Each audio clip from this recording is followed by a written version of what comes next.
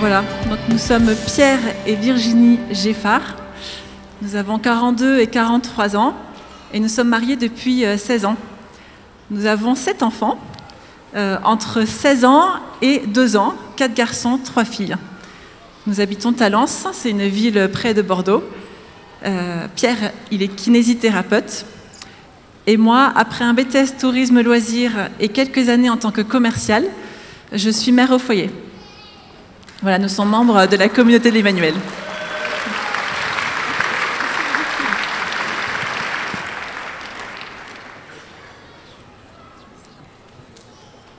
Voilà, alors, avant de commencer notre topo, je voudrais revenir sur ce qui a été reçu à la louange ce matin, tout à l'heure, et particulièrement sur le premier texte, le texte reçu dans 1 Corinthiens,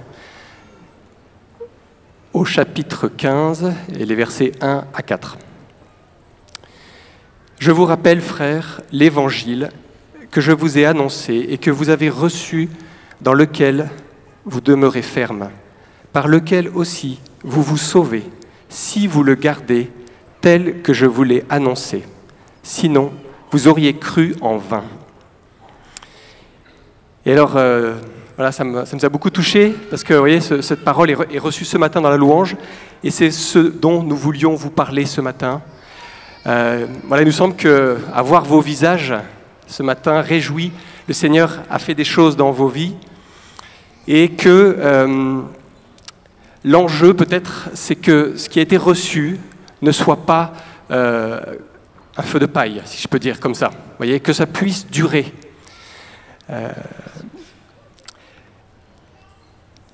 Et puis, dans un deuxième temps aussi, on voulait vous parler comment cette amitié en fait, que l'on a avec le Seigneur en fait, nous pousse à l'annoncer, nous pousse à témoigner de cet amour reçu. Et puis ça a été aussi reçu dans la louange, il me semble, tout à l'heure, savoir comment continuer. Et je crois qu'il y a vraiment un enjeu, peut-être particulièrement, c'est l'enjeu de la louange. Il me semble qu'il y a quelque chose qui a été reçu particulièrement dans la louange et que peut-être certains d'entre vous ont découvert là, cette session. Comment la louange ouvre notre cœur. On a beaucoup parlé d'ouvrir notre cœur. Et bien vraiment, je crois que c'est ça la grâce de la louange, c'est d'ouvrir notre cœur. Voilà. Et si nous, on est là aujourd'hui, vous savez, voilà, on n'est pas, on se sent bien pauvre pour vous parler. Et en fait, si on est là aujourd'hui, c'est parce qu'en fait, nous aussi, on a fait cette expérience de l'amour de Dieu pour nous, qui a changé notre vie, qui a touché notre cœur. Et l'autre nuit, il y a 2 nuits, là, on a été réveillés chacun, sans se le dire, je pense notre ange gardien. Et on a repensé de dire, mais tiens, si votre ange gardien vous réveille, allez à la chapelle des apparitions. Et on y est allé, on a eu cette belle grâce d'aller prier la nuit. Et on s'est retrouvés devant Jésus et de se dire, voilà, ça fait bientôt 19 ans qu'on est amis avec toi, Jésus. Voilà, c'était beau, voilà, de se retrouver face à Jésus, voilà, dans ce saint sacrement exposé. Voilà. Alors on va partir de la parole de Dieu, justement, pour voir avec la parabole du semeur. Un petit mot que vous connaissez certainement, mais en s'arrêtant particulièrement sur la 2e graine. Donc c'est dans l'évangile de Marc, tu l'as ? Au chapitre 4 et verset 6. Le Seigneur donc a semé du grain, le soleil s'est levé, et ce grain a brûlé, faute de racines, il a séché. Et un petit peu plus loin, au verset 16, c'est Jésus qui donne l'explication de cette parabole du semeur à ses disciples, en particulier, et ils leur disent, voilà, ceux-là, quand ils entendent la parole, ils la reçoivent aussitôt avec joie, mais ils n'ont pas en eux de racines, et ce sont les gens d'un moment. Voilà, donc il nous semblait qu'il y avait quand même un enjeu, justement, qu'on ne soit pas, et c'était vraiment la parole de ce matin reçue. Si vous le gardez tel que je vous l'ai annoncé, c'est ce que dit saint Paul, sinon vous auriez cru en vain. Voilà ce trésor reçu ici à Paray-le-Monial. Peut-être que voilà, certains n'ont peut-être pas ressenti, mais en tout cas le Seigneur a semé quelque chose, il a semé une graine. Mais cette graine, elle a besoin aussi de temps. Voilà, cette graine, voilà, vous savez, il faut de l'eau, il faut... On pensait à la graine simplement qu'on plante dans le sol. Il faut une bonne terre, c'est vrai. Et cette graine qui est si petite, quand on voit des arbres parfois immenses, et le temps qu'il a fallu pour qu'ils soient beaux comme ça, et c'est vrai que je me disais, si on voyait vraiment les racines, on sait tous, hein, c'est énorme, ces racines. Mais combien de temps il a fallu? Il a fallu d'abord que cette graine commence à faire des petites racines, et puis là on commence à avoir une petite pousse, et déjà c'est beau parce que la vie commence. Mais après il faut encore l'arroser, il faut du soleil, et ça prend beaucoup de temps. Voilà. Et c'est comme ça que petit à petit ça va devenir un petit arbuste, et puis un arbre. Et tout ça c'est presque l'histoire d'une vie en fait, hein. Ça prend beaucoup de temps. Et voilà, donc c'est pour ça qu'on voulait aborder très rapidement cette notion du temps. En fait, nous sommes des êtres de temps. C'est dans notre nature. Et le pape François nous dit dans Evangelii Gaudium que le temps est supérieur à l'espace. Et en fait, le pape nous dit à travers cette parole qu'il préfère la durée à la dispersion. Et qu'en fait, mettre en œuvre des processus de changement dans nos vies qui vont porter du fruit nécessite du temps. Mais il y a aussi dans cette partie la notion de renoncement. Pour éviter justement cette dispersion, il nous faut peut-être parfois renoncer à certaines choses en fonction de nos vraies priorités. Voilà, et même on peut renoncer à des choses qui sont bonnes, mais qui ne sont peut-être pas les meilleures.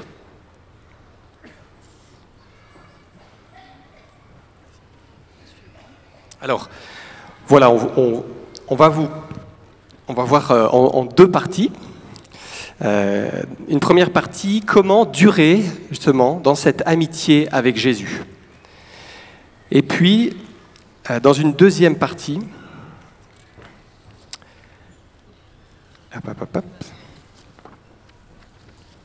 voilà, comment justement être témoin de Jésus, de l'amour de Dieu. Alors avant de commencer, parce que ça c'était l'introduction, on voulait vous dire quand même que cet enseignement est bien pour chacun de vous. Voilà, peut-être que certains se disent ouais bon, d'accord, mais moi je sens pas vraiment qu'il s'est passé quelque chose. Eh ben on a une bonne nouvelle à vous annoncer à tous, c'est que c'est pas fini, ça va continuer en fait, et on va vous donner quelques petites clés pour ça justement. Voilà, là, pendant tous ces jours-là, on a eu des temps de prière, on est quand même très nombreux, on est portés les uns par les autres aussi, et puis là, on va rentrer chez nous. Alors, c'est vrai que c'est plus du tout pareil, quoi. Ça va changer. Alors, comment faire pour durer dans cette amitié avec Jésus, ou comment, voilà, si j'ai le désir de connaître ce Jésus dont j'entends parler ici, qu'est-ce que je peux faire après, en rentrant chez moi? On devrait vraiment que chacun puisse se sentir concerné. Ce n'est pas le cas, pardon, par avance, mais voilà, le Seigneur s'adresse à chacun de vous, en tout cas. Donc, nous allons vous proposer 3 moyens. Donc, le premier, c'est tout simplement de prendre un temps de prière. Comme on a fait ici, c'était des longs temps de prière. Au retour chez vous, voilà, peut-être se dire quel temps je vais prendre pour Dieu. Et voilà, donc Pierre a parlé tout à l'heure de la louange. Vous avez vu qu'on le vit ici à Paray-le-Monial. Voilà, commencer la journée par un chant ou 2. Vous l'avez vu, ça ouvre le cœur. On a beaucoup parlé d'ouvrir son cœur. Alors certains l'ont peut-être expérimenté. En tout cas, c'est vraiment dire au Seigneur, voilà, je commence cette journée avec toi. Je t'ouvre mon cœur, je te rends grâce déjà pour ce que tu vas faire. Alors pour ceux qui ne sont pas habitués, il y a de très bons CD qu'on peut écouter. Je crois qu'on a tous fait ça dans nos débuts. On a écouté les CD, on a essayé de chanter en même temps. Voilà. Ça peut être aussi le matin, je me lève du lit, je m'assois et je trace un très beau signe de croix, lentement. Voilà, vraiment, je prends le temps. Et ça, c'est aussi déjà une vraie prière. Alors, ainsi, j'ouvre mon cœur à Jésus dès le matin. Alors nous, on essaie de vivre ça dans notre famille, avec nos enfants. Mais d'abord pour nous, puis les enfants se joignent à nous. Et alors c'est vrai qu'il y a des matins, je ne vous cache pas, avec le rythme de l'école, du travail et tout, c'est un petit refrain en lassant les chaussures, en prenant les vélos et hop, on y va, quoi. Mais les jours où on a un peu plus de temps, par exemple le mercredi matin avec les petits ou le samedi matin, on est moins pressé, on prend un vrai temps de louange. Et alors moi je joue de la guitare, donc c'est vrai que ça porte un peu les enfants, mais vraiment ça donne une joie à notre famille, cette louange du matin. Et on voit même que quand on invite des personnes, peut-être nos enfants voient quand ils invitent des copains ou des copines à dormir, eh bien ça leur arrive de venir à la louange avec nous le matin et on voit qu'ils aiment ça. Ils aiment vraiment ça, même s'ils ne sont pas habitués à le faire, quoi. Ou alors les fois où finalement on a un peu débordé, c'est un de nos enfants qui va commencer à entonner un Alléluia à tue-tête. Donc on se dit, ouais, super, allez, c'est bon, on est entraîné. Voilà, donc après ce temps du matin, donc ce signe de croix, cette louange, on peut décider d'un moment dans sa journée. Alors, parfois on a un emploi du temps fixe. Alors ça c'est plus facile parce que du coup, on en a entendu parler pendant la session, on a tous un agenda. On prend des rendez-vous chez le médecin, chez le dentiste, et on peut se dire, voilà, dans cet emploi du temps fixe, quel moment je peux donner au Seigneur. Et alors, il ne faut pas partir trop gros, parce que sinon on ne tiendra pas. Donc il vaut mieux choisir tout petit. Voilà, peut-être que ça va être 10 minutes, et c'est bien, voilà. Et on va être fidèle sur ces 10 minutes.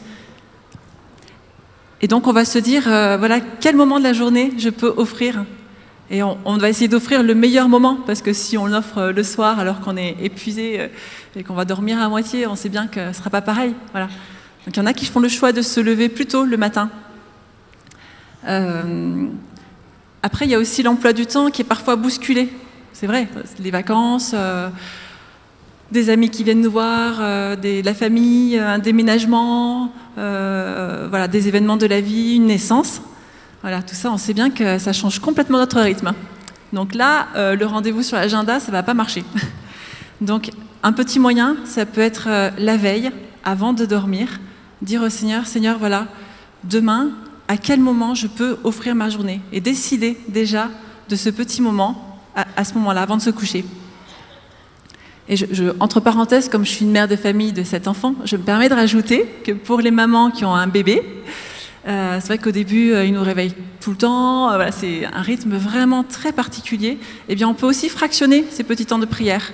Si je l'allaite, je peux voilà, me mettre contre le cœur de Jésus aussi un moment dans mon cœur, ou lui donner le biberon. Voilà, je peux trouver des petits moments, et c'est très bien. Voilà, on peut faire des petits moments, je vais prendre peut-être 5 minutes, parce qu'après, il pleure, et puis plus tard, je reprendrai 5 minutes encore. Voilà.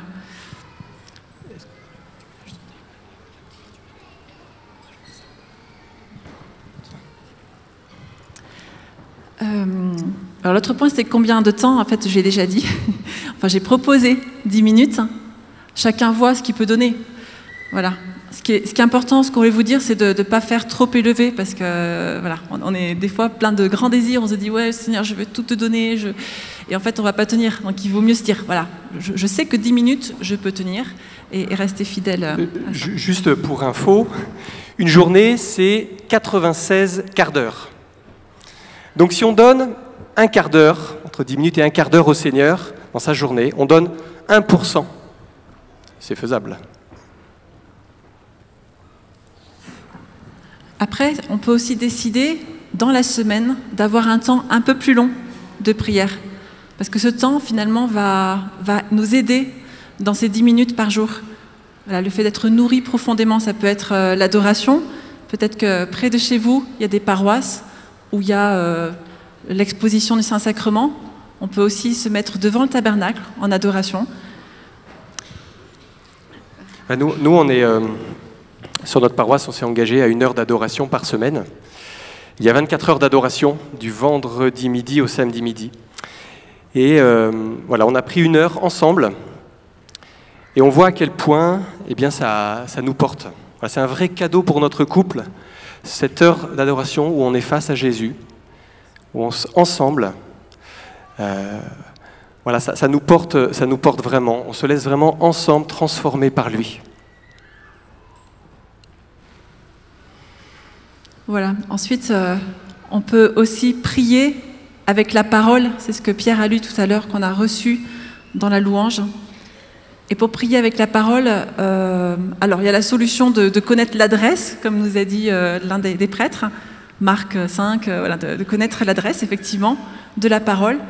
Mais pour certains, enfin moi c'est mon cas en tout cas, j'ai besoin de noter, sinon j'y arrive pas. Donc si je reçois une parole et que je ne l'ai pas notée, vous êtes sûr qu'une semaine après on me dit alors Virginie, c'est quoi la parole qui te porte je ne sais plus trop. Bon, donc du coup j'ai besoin de la noter. Si je la note, je vais m'en souvenir et je vais pouvoir la reprendre. Donc on appelle ça un petit carnet à parole. Ça peut être un vrai carnet en papier, ça peut être sur application, il y a des petites choses qui existent aussi. Et pour nous aider à prier la parole, donc il y a la parole de Dieu qui est donnée dans la liturgie. Vous pouvez aussi choisir de prendre un évangile. On a entendu parler de Saint Jean, pourquoi pas Saint Jean, le bien-aimé de Jésus. On peut aussi, il existe aussi des applications Dieu avec nous aujourd'hui. Nous, on a un ami qui n'arrive pas à avoir un carnet à parole. Sur cette application, on peut noter, on peut faire des petites notes personnelles. Ça lui convient très bien.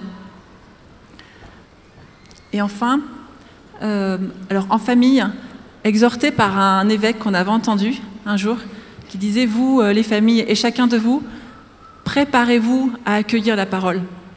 Et donc il disait ça pour le dimanche. Donc il nous invitait, dès le samedi soir, à prendre un temps pour lire cette parole de Dieu, enfin l'évangile le lendemain, pour vraiment préparer son cœur pour ce que le Seigneur veut donner. Et donc suite à ça, on a pris la décision en famille, tous les samedis soirs, on lit la parole de Dieu avec les enfants, très simplement, et parfois on rajoute un « Je vous salue Marie » chacun. Et on voit vraiment à quel point de préparer, c'est un peu comme cette bonne terre, dans la parabole du semeur après, de lire cet évangile la veille, le lendemain, lorsqu'on le réentend à la messe le dimanche, à quel point le cœur a été déjà préparé. Donc la parole se dépose encore plus profondément. Avec l'avantage aussi, lorsqu'il y a des enfants le dimanche à la messe qui nous distraient un petit peu, c'est qu'on a déjà entendu cette parole. Donc on peut vraiment la recevoir encore plus pleinement, on est moins distrait.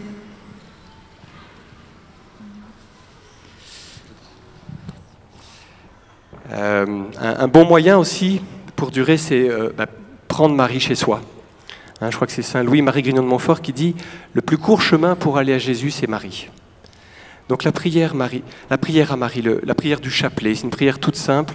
C'est vrai aussi quand on est un peu sec, vous savez, dans la prière, on ne sait pas trop comment prier. Eh bien, la prière du chapelet, c'est la prière, une prière toute simple qui touche le cœur aussi du Seigneur, en fait, parce que on prie sa maman, quoi. D'ailleurs, on est bientôt près du 15 août. Je me disais, pour ceux qui ont peut-être un peu plus de mal, parfois on a un peu de mal à prendre Marie chez soi, pour des raisons personnelles. Voilà, peut-être que ceux-là et tous, on peut demander cette grâce à l'Assomption, vraiment de prendre Marie, parce que c'est elle qui a dit oui, et vraiment, elle nous aide beaucoup. Ensuite, très concrètement, chez soi, est-ce que j'ai un coin prière? Voilà. Et si, en rentrant, si j'en ai pas, je décidais d'installer un coin prière. Où le mettre, déjà, la question. Alors, chez nous, on a décidé, vu que le Seigneur a changé notre vie, on s'est dit, bon, maintenant, le Seigneur a une place vraiment importante et on a voulu lui mettre une place importante, donc on l'a mis dans le salon. On nous avait offert une belle icône pour notre mariage de la Sainte Famille.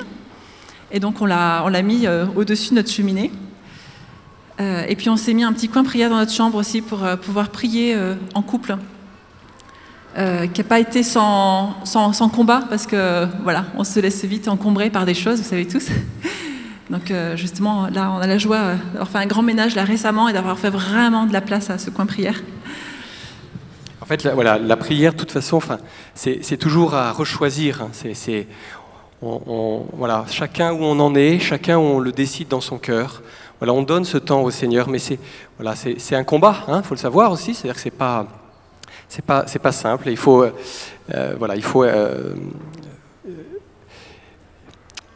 mais parce qu'il y a un enjeu en fait. C'est pour ça que c'est pas simple. C'est parce qu'il y a un enjeu réel d'union au Seigneur à travers ce temps de prière. Juste rassurez-vous, tous ceux qui sont montés sur le podium, tous ceux qui ont parlé, et chacun d'entre nous, il y aura des difficultés dans la prière, c'est normal. Voilà, on est tous concernés. Et donc c'est le point suivant, justement, ne pas rester seul. Parce que quand on est seul, voilà, vous connaissez cette phrase, un chrétien seul est un chrétien en danger. Ça ouais. Et donc un chrétien, on est fait pour vivre vraiment en petits groupes, un peu comme on a vécu, là, ceux qui ont vécu les groupes de partage, ou alors les partages que vous avez pu avoir, très simplement, comme ça, en vous rencontrant. On voit combien ça nous fortifie, ça nous aide de voir, voilà, un tel a du mal à prier, moi aujourd'hui j'y arrive et je lui en témoigne, et on se relève les uns les autres, petit à petit, et on arrive à avancer ensemble. Alors, pour nous, personnellement, on a, voilà, quand on s'est mariés, on était jeunes convertis depuis 1 an à peu près, et on sentait bien que, au bout d'1 an de mariage, on sentait bien qu'il fallait pas qu'on reste seul. Je sais pas. On disait il faut qu'on trouve des personnes avec qui être pour tenir aussi, pour être soutenus. Et nous sommes partis voilà, quelque temps à l'étranger. Et nous avions rencontré la communauté de l'Emmanuel à Bordeaux, nous sommes de Bordeaux, par des groupes de prière, etc. Mais voilà, on n'était pas... voilà, on essayait de garder l'esprit ouvert, on se dit on a besoin de soutien, mais on va voir. Et puis on fait un voyage au Japon avec un prêtre qui nous propose de l'accompagner, de l'aider dans la préparation d'une retraite de diffusion de l'Esprit Saint. C'était au Rameau 2002. Et au Japon, pour la communauté de l'Emmanuel du Japon, de Tokyo particulièrement. Et donc nous, on n'était pas membres de la communauté, mais on était voilà, en mission à l'étranger. Et on arrive dans cette communauté du Japon. J'étais une 15aine de personnes. Et on a été complètement saisis, bouleversés, parce qu'on avait l'impression de retrouver des personnes de Bordeaux, à 10 000 km, dans une culture complètement différente. On avait voilà, cette relation fraternelle avec des personnes complètement différentes. On se croyait quasiment à Bordeaux. Ça nous a bouleversés et on s'est dit, en fait, c'est là. Pour nous, c'est là. Ça y est, on sait, on a compris. Pour nous, c'est là. Mais voilà, ça peut être pour d'autres, beaucoup d'autres lieux. Après, il y a d'autres propositions qui existent. Il y a Alpha, si on a envie de reprendre un petit peu les bases de notre foi, parce qu'on redémarre et qu'on ne sait plus trop.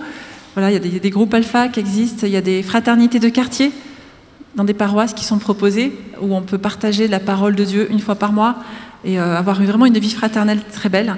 Il y a les équipes Notre-Dame et voilà, beaucoup d'autres propositions. Nous, en communauté, on vit cette maisonnée voilà, qui nous porte vraiment beaucoup dans cette vie de prière. Voilà, le but, c'est être dans ce monde et aimer ce monde dans lequel nous sommes, mais sans être du monde, sans se laisser absorber, je dirais, par ce monde. Et dans voilà, le Seigneur donne aussi de nouvelles relations. Et on peut évoluer vers des amitiés plus profondes, et peut-être moins mondaines, si on peut dire comme ça. Voilà, vraiment plus dans cette amitié avec Jésus. Voilà. Même si, bien sûr, c'est important de garder, bien sûr, d'avoir des relations amicales en plus. Alors, pour continuer, un troisième moyen pour durer dans cette amitié avec Jésus, eh bien, il nous semblait important de continuer à vivre les sacrements. Alors, qu'est-ce qu'un sacrement ? Très rapidement, un sacrement, c'est un moyen, ce sont des moyens que l'Église nous donne pour recevoir la grâce de Dieu. Et en fait, plus je vais fréquenter les sacrements, plus je vais recevoir la grâce de Dieu.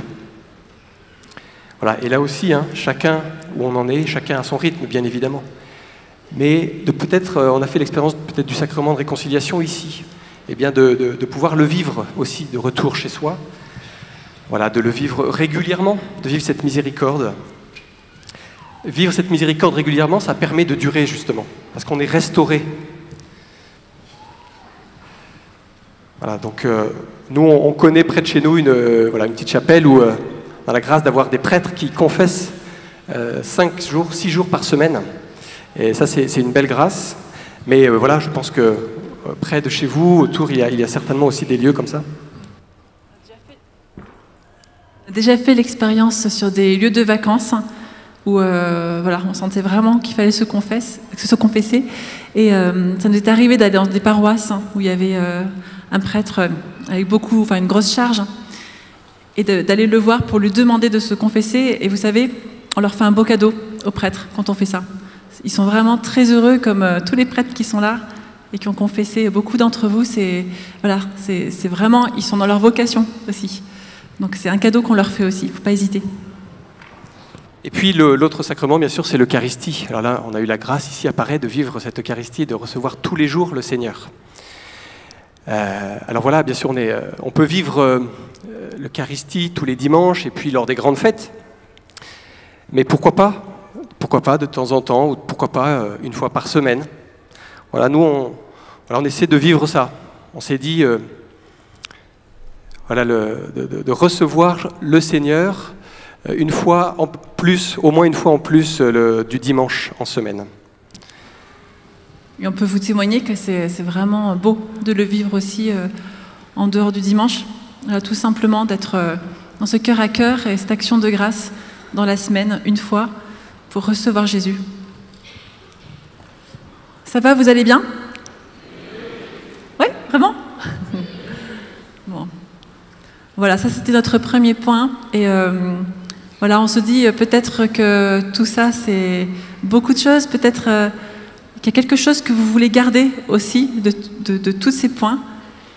Et parce que c'est vraiment important, vous savez, pour continuer, pour être amis de Jésus, comme chacun de nous, on a besoin de passer du temps ensemble quand on est amis. Et avec Jésus, on a besoin, et il a besoin aussi, qu'on se présente à lui pour déverser cet amour qui est si grand pour chacun de vous, chacun de nous. Et il nous attend vraiment dans ce temps pour continuer à faire des merveilles dans vos vies. Là, vous avez vu, mais voilà, on peut vous en témoigner, c'est pas que pareil, c'est tous les jours quand on se met à s'arrêter vraiment pour lui. Il ne s'agit pas... Souvent on dit j'ai un trajet en voiture, je vais prier le chapelet. C'est super, mais c'est pas s'arrêter. S'arrêter, c'est vraiment, voilà, je prends un temps, je m'arrête pour toi, je pose tout, je pose mon portable, j'arrête tout pendant 10 minutes pour toi, Jésus.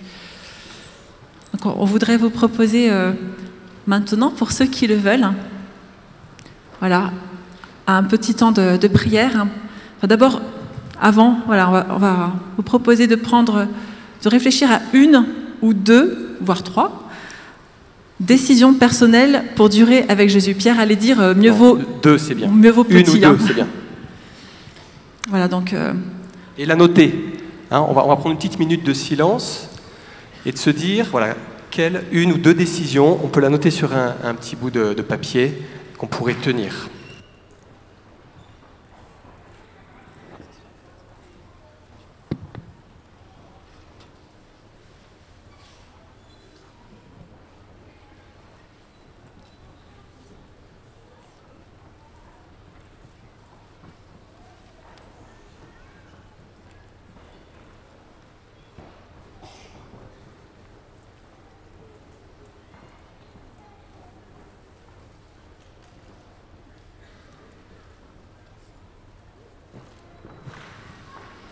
Voilà, nous vous proposons, pour ceux qui le souhaitent, de prier pour tenir ces décisions. Au nom du Père et du Fils et du Saint-Esprit. Amen. Seigneur, nous nous présentons à toi. Nous te remercions pour tout ce temps, tout ce que nous vivons. Seigneur, nous avons le désir de rester amis avec toi, de prendre du temps pour toi, de nous laisser aimer par toi. Nous te présentons maintenant cette décision à laquelle je pense, ou ces deux décisions. Seigneur, nous te les présentons. Aide-nous, Seigneur, à tenir ces décisions. Accompagne-nous.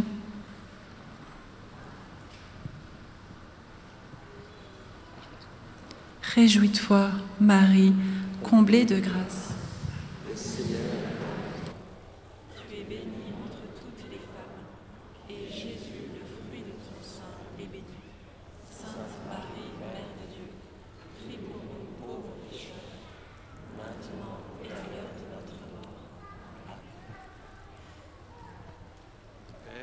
et du Fils et du Saint-Esprit. Amen. Alors, donc, demeurer avec Jésus, voilà, c'est notre deuxième partie, nous pousse à l'annoncer. Alors c'est vraiment notre expérience personnelle. Lorsque Dominique et Eric nous ont demandé de ce topo, en fait, la première chose qui nous est venue, c'est notre expérience. Quand on a nous-mêmes fait l'expérience de l'amour de Dieu, nous avions 24 et 25 ans à l'époque, on ne se connaissait pas, eh bien, ça nous a transformés. Et ensuite, on s'est rencontrés, on a décidé de se fiancer, et quelques temps, très vite après nos fiançailles, est monté en nous un très grand désir de redonner de cet amour qui transformait nos vies, de cet amour qui nous comblait. Et on se dit, mais comment redonner? C'est extraordinaire, on ne peut pas le garder pour nous. Et donc, voilà, on a discerné et on s'est adressé à Fidesco. On ne savait pas si c'était à l'étranger, en France, voilà. Et ça nous a amené à aller voir Fidesco et on est parti pendant 2 ans. 2 ans de mission, 3 semaines après notre mariage. Donc on a préparé notre mariage et en même temps on a préparé notre départ avec Fidesco. Parce que voilà, pour nous c'était évident qu'on ne pouvait pas garder ce trésor.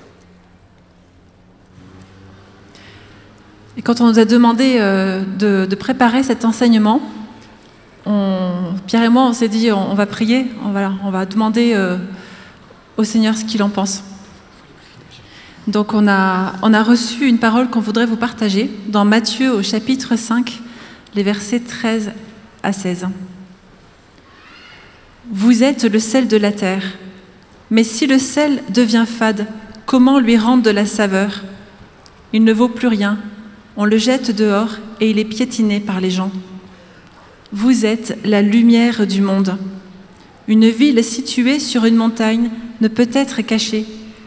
Et si l'on n'allume pas une lampe pour la mettre sous le boisseau, on la met sur le lampadaire et elle brille pour tous ceux qui sont dans la maison. De même que votre lumière brille devant les hommes, alors, voyant ce que vous faites de bien, ils rendront gloire à votre Père qui est aux cieux. Voilà, il me semble que le Seigneur nous dit aussi aujourd'hui, à Paray-le-Monial, eh bien, j'ai allumé une lumière en toi. Je fais de ta vie du sel pour le monde. Et je crois que souvent, on ne se rend pas toujours compte de ce trésor qu'on porte. Il y a une phrase qui dit « on porte un trésor dans des vases d'argile ». Je crois que c'est vrai. Mais là, le Seigneur nous le dit. Il fait de nous des lumières et il nous envoie, en fait. Il nous envoie. Donc, est-ce qu'on veut bien, chacun là où on en est, être témoin du Christ? Alors on va voir maintenant peut-être quelques raisons, pourquoi, en plusieurs points. Premier point, pourquoi témoigner? Deuxième point, qu'est-ce qu'évangéliser? Et ensuite, comment évangéliser? Alors, premier point, pourquoi témoigner? Donc, 3 raisons. Première raison, le monde en a besoin. C'est ce que dit Jésus dans la parole. Vous êtes la lumière du monde. Souvent, le monde attend Dieu, mais sans le savoir. Seul Dieu peut combler le cœur de l'homme. Que l'on soit prêtre, on a eu un beau témoignage, consacré au couple, seul Dieu peut combler notre cœur.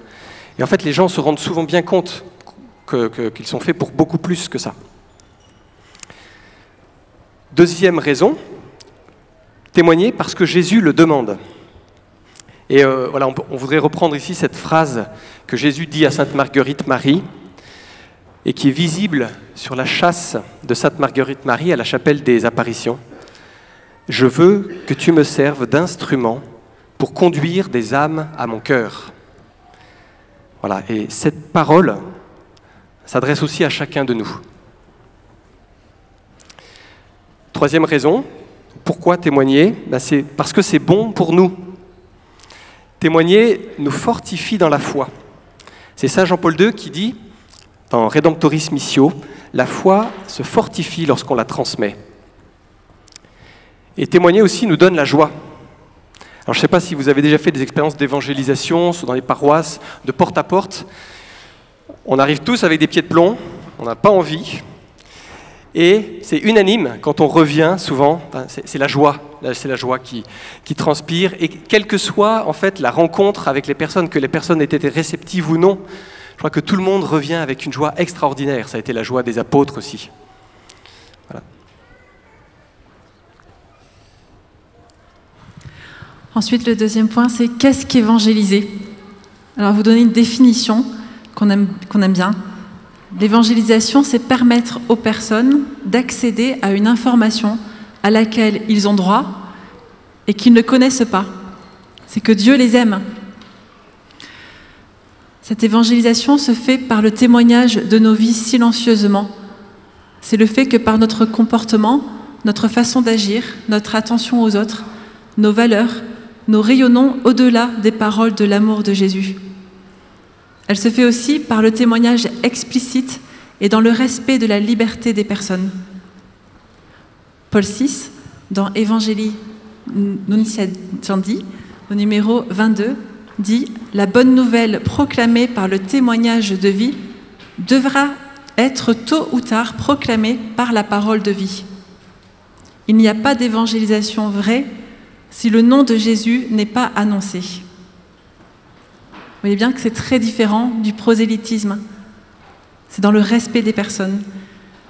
Sainte Bernadette dit « Je ne suis pas chargée de vous convaincre, je suis chargée de vous le dire. » À l'école, quand je vais amener mes enfants, depuis un moment, je rencontrais une maman qui est arrivée en cours d'année et voilà, pour laquelle je priais beaucoup parce que c'est pas facile d'arriver avec un enfant en cours d'année et donc avec qui j'ai lié d'amitié. Et je priais vraiment beaucoup pour elle et je l'ai confiée d'ailleurs à ma maisonnée aussi en disant voilà, que le Seigneur me rende disponible s'il voulait que je lui parle de lui. Et alors il n'y a pas très longtemps, j'avais pas été à l'école le matin, mais j'y vais le midi pour chercher mes enfants. Et je vois une autre amie qui est vraiment une amie en Christ aussi, et qui me dit « Écoute, je suis très choquée parce que cette amie commune s'est faite incendier par une personne devant moi. Elle était en larmes. Et donc j'étais bouleversée. Elle m'a dit « Je l'ai prise dans les bras, je savais pas quoi faire. » Donc je suis rentrée chez moi et j'ai prié le chapelet le chapelet des Je vous salue Marie, tout simplement, voilà, sur mon trajet retour en confiant cette personne, et les deux personnes d'ailleurs aussi. Et je suis rentrée chez moi et je me suis dit, mais là elle est toute seule avec ses enfants, je dis, qu'est-ce que je fais? Et là je sens dans mon cœur qu'il faut que je l'appelle, je ne peux pas la laisser toute seule, donc je l'appelle, et je lui dis, bon bah écoute, voilà, je suis au courant, écoute, peut-être qu'il ne faut pas que tu restes toute seule, viens à la maison si tu veux avec les enfants. Puis elle me dit, bah écoute, non, j'ai prévu quelque chose. Puis elle me laisse une porte ouverte quand même. Elle me dit, écoute, si tu veux venir à la fin pour le dessert, voilà, pourquoi pas. Mais je sentais vraiment qu'elle était très mal.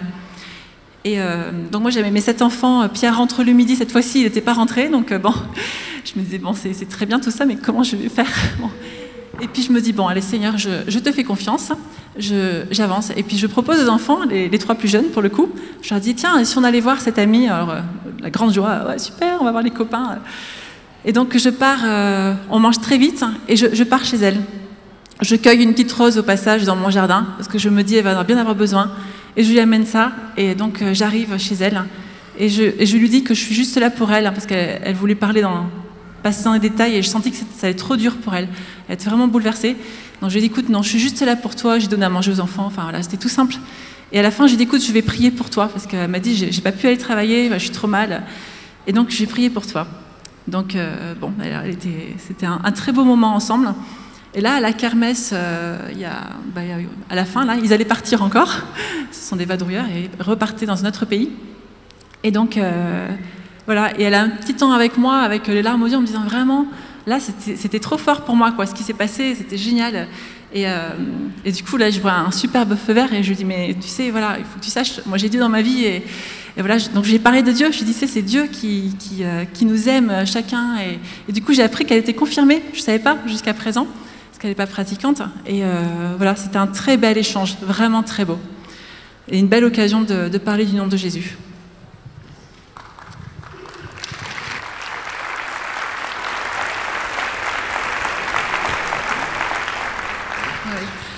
Alors, est-ce que vous connaissez les 3 qualités du bon évangélisateur? avoir peur. Deuxièmement, ne pas se sentir assez formé. Avoir une bouche et surtout un cœur. Alors si vous remplissez ces 3 conditions, bravo, vous avez le diplôme d'évangélisation. Voilà, le fait de savoir en fait, que nous ne sommes ni prêts, ni formés, ni capables d'y aller, c'est en fait une grâce qui nous protège. Et toucher les cœurs n'est pas notre mission, mais la sienne. Hein, c'est une petite boutade, mais en fait qui contient une vérité. Hein. Parce qu'en fait, avoir peur, ça nous oblige à ne pas compter sur nos propres forces, mais sur la puissance de l'Esprit Saint, qui est le premier acteur de la mission. Ne pas se sentir assez formé, c'est pas un problème si on n'a pas les réponses, en fait, à toutes les questions. Et c'est Paul VI qui dit « L'homme contemporain écoute plus volontiers les témoins que les maîtres, et s'il écoute les maîtres, c'est parce qu'ils sont témoins. » En fait, le maître, c'est celui qui enseigne, et aujourd'hui, je crois que les hommes n'aiment pas trop qu'on leur dise ce qu'ils doivent faire, alors que les témoins, c'est ceux qui partagent leur expérience. Et avoir une bouche, et surtout avoir un cœur, eh bien en fait le plus important c'est de se lancer, et avec des mots les plus simples possibles, de l'expérience qu'on a fait personnellement, et avec son cœur, de parler avec son cœur.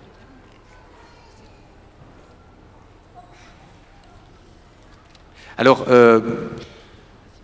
pour nous personnellement, rapidement dire, quand on est parti, voilà, on est parti avec Fidesco pour 2 ans à Taïwan, en mission. Moi je suis kiné, j'étais kiné dans un centre pour personnes avec un handicap mental. Et Virginie était à une pastorale étudiante et dans ce centre, dans un atelier couture. Et je peux vous assurer qu'au départ, quand Fidesco nous a dit on a une mission pour vous à Taïwan, on a eu peur. On s'est dit mais c'est où Taïwan? En fait, on avait dit à Fidesco, nous, plutôt un pays francophone et un pays africain, ce serait bien. Rien à voir. Donc en fait, on avait peur quoi, de cette culture inconnue, de la langue, et puis aussi peur du handicap mental. Et en fait, le fruit, on s'est rendu compte qu'en fait, on a toujours eu confiance. On a été très, très, très heureux de découvrir cette culture qu'on ne connaissait pas. Les personnes sont de belles personnes. On a rencontré des vrais amis. Aujourd'hui, on a notre fils aîné qui est né là-bas et il a une marraine taïwanaise. On a découvert la joie et la simplicité des relations avec les personnes ayant un handicap mental. Ensuite, ne pas se sentir assez formé. Alors bien sûr, quand on est arrivé à Taïwan, on ne parlait pas du tout couramment chinois, faut qu'on vous le dise. On imaginait que peut-être ils allaient parler anglais, c'était pas du tout le cas. Donc voilà, on n'était pas très formés en langue. Et puis pour aborder le monde du handicap, c'était nouveau pour nous. Voilà, surtout pour moi. Du coup, j'ai fait un week-end à bras ouverts auprès de personnes avec un handicap avant, mais c'était vraiment nouveau. Donc on n'était pas formés. Voilà. Et là, les fruits, c'était Pierre. Il a découvert sa joie de parler d'autres langues. Moi, j'ai fait un BTS tourisme loisirs. En fait, c'est lui qui était super fort en langue. Et d'ailleurs, voilà, il va vous parler un petit mot. En fait, c'est vrai, moi, je me croyais pas très capable au niveau des langues, et en fait, j'ai été très heureux d'apprendre à parler le mandarin. Voilà, donc, Gan Xie Tianzhu, Wo Ai Ni, ça veut dire merci Seigneur, je t'aime.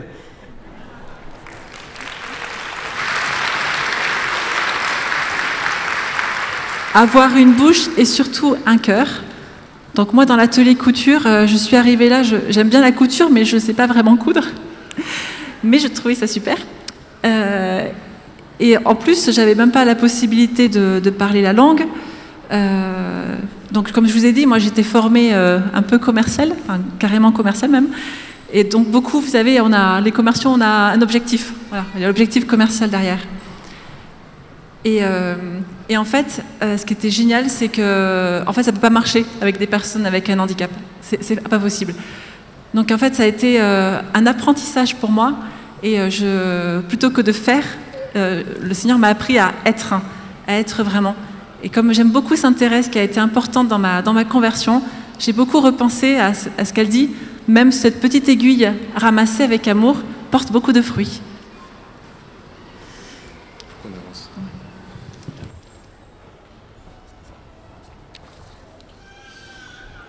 Voilà.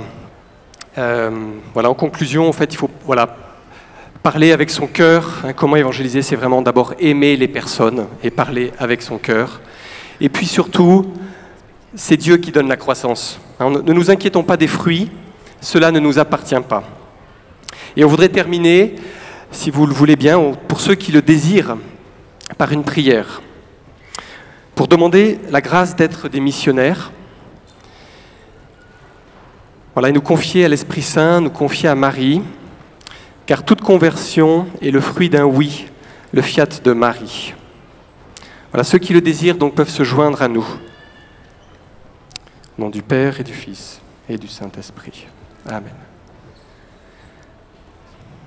Seigneur, donne-nous la grâce d'être des évangélisateurs.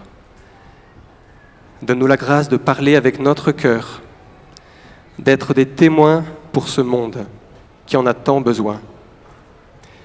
Nous te confions nos peurs, nos limites, nos bouches, tout notre être.